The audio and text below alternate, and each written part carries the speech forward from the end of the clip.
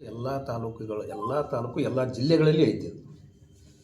ಎಷ್ಟಪ್ಪ ಅಂತಂದ್ರೆ 2A 2B SC ST ಈ ಜನಾಂಗದ ಬಗ್ಗೆ ಧ್ವನಿ ಎತ್ತಾರೆ, ಮಾಡ್ತಾರೆ ಕೆಲಸ ಮಾಡಿಂದ ಅದನ್ನು ಪೂರ್ತಿ ದಂಡಿಗೆ ಹಚ್ಚಲ್ಲ. ಯಾರು ರಾಜಕೀಯ ವ್ಯಕ್ತಿಗಳು, ನಾ ಕಾಂಗ್ರೆಸ್ದವ್ರದ್ದು ಅನ್ನಂಗಿಲ್ಲ, BJP ಈ ರಾಜಕೀಯ ಈಗ ನಮ್ಮ ವಿಧಾನಸಭೆಗೆ 225 ಮಂದಿ ಎಲ್ಲ ಎರಡೂ ಪಕ್ಷದವ್ರು ಕೂಡಿದಾರಲ್ಲ, ಹೌದ್ರಿ BJP ಅವರು ನೀವು ಮಾಡಿಕೊಟ್ಟೆ ನಮಗೆ. ಈಗ ಮ್ಯಾಗ BJP ಸರ್ಕಾರಿ ಅದ 7% ಅಲ್ಲಿಂದ 17% SCಗೆ STಗೆ 3ರಿಂದ 7 ಮಾಡಿದ್ವಿ. ಈಗ ಅದನ್ನು ತಡೆ ಹಿಡಿದು ಯಾಕೆ ನಿಮ್ಮ ಕೈಯಾಗ ಈಗ ಶೆಡ್ಯೂಲ್ 9 ತಿದ್ದುಪಡಿ ಮಾಡಬೇಕು, ರಾಷ್ಟ್ರಪತಿ ಮುದ್ರೆ ಒತ್ತಬೇಕು, ಗೆಜೆಟ್ ಆಗಬೇಕು, ಅಂದಾಗಿದು ಉಜಳ್ಳಿ ಒಳಗೆ ಬರ್ತವೆ. ಇವೆಲ್ಲ ನೀವು ಮತ್ತೆ ಮಾಡಿರಂದ ಬಳಕ ಇಡೀ ದೇಶದ ತುಂಬ ಐತಿ ಈ ಸಮಸ್ಯೆ. ನಾವು ಇದು ಹೆಗಡೆ ಅವರು ಹೇಳ್ದಂಗೆ ಭಾಳಷ್ಟು ಇದನ್ನು ಹೋರಾಟ ಮಾಡಿದ್ರು ಸಹಿತ ಯಾಕೆ ಇವ್ರು ತರಂಗಿಲ್ಲ ಅಂತಕ್ಕಂಥಂದ್ರೆ ಏನದು ಈ ಜನಾಂಗ ಮುಂದಕ್ಕೆ ಬರಬಾರ್ದು ಅನ್ನೋಂಥ ಉದ್ದೇಶ ಇವ್ರಿಗೆ ಐತೇನ ಅಂತ ನನಗನ್ನಿಸ್ತವೆ. ಇವತ್ತಿನ ಮಿತಿಗೆ ಮುಸ್ಲಿಂ ಜನಾಂಗನೂ ಸಾಕಷ್ಟು ಅದ. ಇದ್ರಾಗ 2Aದಾಗ 2Bದಾಗ ಬರ್ತಾರೆ. SC STನೂ 17%, 17 ಮಾಡ್ಯಾರ, ಇದು 7 ಮಾಡ್ಯಾರ. ಒಟ್ಟು 56 ಟಾರ್ಗೆಟ್ ಆಗ್ತದೆ. 17 + 7 24 ಉಳಿಕಿದ್ದು ಅವ್ರಿಗೆ 10 ಏರ್ಸ್ಬೇಕಂತ ಇದು ಮಾಡ್ಯಾರ ಒಳ ಮೀಸಲಾತಿ ಒಳಗೆ. ಅವರು 56ಕ್ಕೆ ಆಗಬಾರ್ದು ಅಂತಕ್ಕಂಥದ್ದು ಕೆಲವು ಮಂದಿದೈತಿ. ಆಗಬಾರ್ದು ಆಗಲೇ ಅಂತ ಅನ್ಬೇಕದು.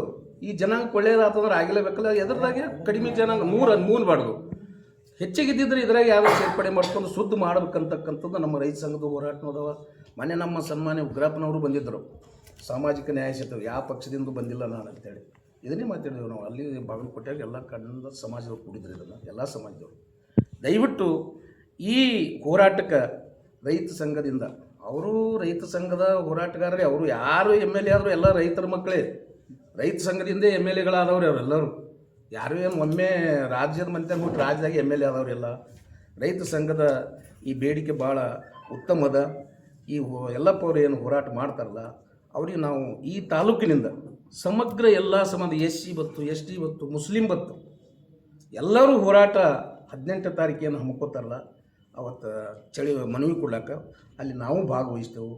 ಇನ್ನೂ ಎಲ್ಲ ಸಮಾಜದವ್ರನ್ನ ಕೂಡಿಸ್ಕೊಂಡು ಆ ಹೋರಾಟಕ್ಕೆ ಬೆನ್ನೆಲುವಾಗಿ ನಿಂತು ಅವರಿಗೆ ಒಂದು ಮನವಿ ಕೊಡೋನು ತಹಸೀಲ್ದಾರ್ ಅಂತಕ್ಕಂಥ ಮಾತನ್ನು ಈ ವೇದಿಕೆ ಮುಖಾಂತರ ನಾನು ಹೇಳ್ತೀನಿ. ಇದು ಒಟ್ಟೆ ನಮ್ಮ ಬರೀ ಬ್ರಿಗಿ ತಾಲೂಕೆ ತಿಳ್ಕೊಬಾರ್ದು ನಾವು, ಇಡೀ ದೇಶದ ತುಂಬ ಆಗ್ಬೇಕಿದೆ.